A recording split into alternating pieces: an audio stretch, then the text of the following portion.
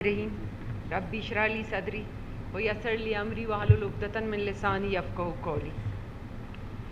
میں اپنا اسپیچ ایک شعر کے ساتھ شروع کرنا چاہتی ہوں۔ یاران جہاں کہتے ہیں کشمیر ہے جنت، جنت کسی کافر کو ملا ہے نہ ملے گی۔ 5 اگست یوم استحصال کشمیر، اس دن کے موقع پہ ہم اظہار یکجہتی کرتے ہیں اپنے کشمیری بہن بھائیوں کے ساتھ۔ بلوچستان کی عوام اور بلوچستان کی اسمبلی مکمل یکجہتی کا اظہار کرتی ہے۔ جناب اسپیکر، 5 اگست وہ دن ہے کہ بھارت نے آرٹیکل 370 اور آرٹیکل 35A کو یکسر مسترد کیا، کشمیری عوام کو محکوم بنایا، ان پہ پابندیاں لگائی، ان پہ ظلم کے پہاڑ توڑے۔ کشمیر میں ہماری بہنوں کی عزتیں تار تار ہو رہی ہیں، اور ہندوستانی دہشت گرد جو فوج ہے ہندوستان کی، وہ ہماری کشمیری مسلمان بہن بھائیوں پر ظلم کے پہاڑ توڑ رہے ہیں۔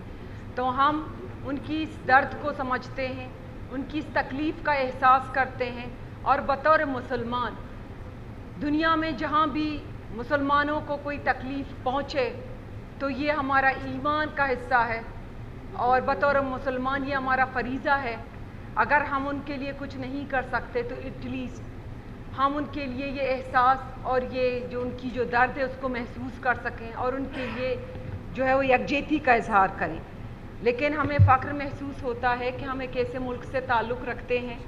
پاکستان نے ہمیشہ سے کشمیری مسلمان بہن بھائیوں کی ان کو سپورٹ کیا ہے، ان کی حق کے خود ارادیت کو سپورٹ کیا ہے، اور کشمیریوں پہ جو ظلم ہو رہا ہے نہ صرف پاکستان کی اسمبلیز میں اور پاکستان کی ایوانوں میں یہ آواز گونجی ہے، بلکہ انٹرنیشنل میڈیا پر، اقوام متحدہ میں بھی ہم نے کشمیر کی کیس کی دفاع کی ہے، اور کشمیری اپنی بہن بھائیوں کے ساتھ مکمل یکجہتی کا اظہار کیا ہے۔ تو میں اس ایوان کے توسط سے ایک بار پھر ہم مذمت کرتے ہیں کشمیریوں پر جو یہ استحصال ہو رہا ہے۔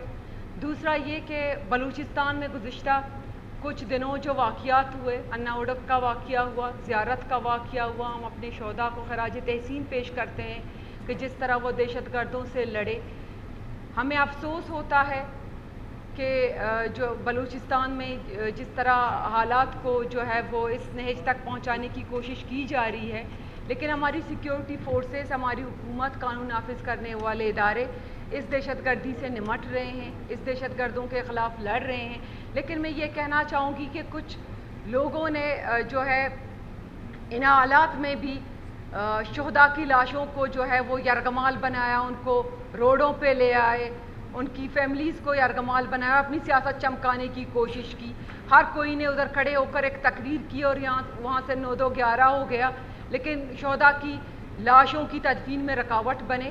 تو میں اس اسمبلی کی توسط سے پیغام دینا چاہوں گی کہ ہم ایک اسلامی ملک سے تعلق رکھتے ہیں، الحمدللہ ہم سب مسلمان ہیں، اور اسلام ہمیں ہرگز یہ اجازت نہیں دیتی کہ ہم جو بندہ اس دنیا سے وہ ان کی جو روح ہے وہ پرواز کر جائے، ہم رکاوٹ بنے ان کی تدفین میں۔ اسلام میں سخت اس کی ممانعت ہے۔ تو میں اس اسمبلی کی توسط سے یہ کہنا چاہوں گی، اور آخر میں جو ہمارے بھائی ہیں شفیق مینگل صاحب، جس طرح ان پہ حملہ ہوا، ہم ان کے ساتھ بھی یکجہتی کا اظہار کرتے ہیں، ان کو خراج تحسین پیش کرتے ہیں جس طرح وہ دہشت گردوں سے لڑ رہے ہیں۔ Thank you very much.